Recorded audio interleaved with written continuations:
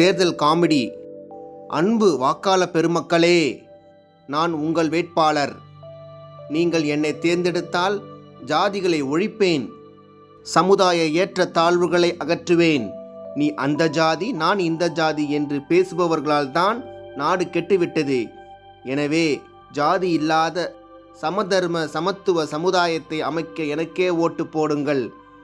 நினைவில் இருக்கட்டும், நான் உங்கள் ஜாதிக்காரன்.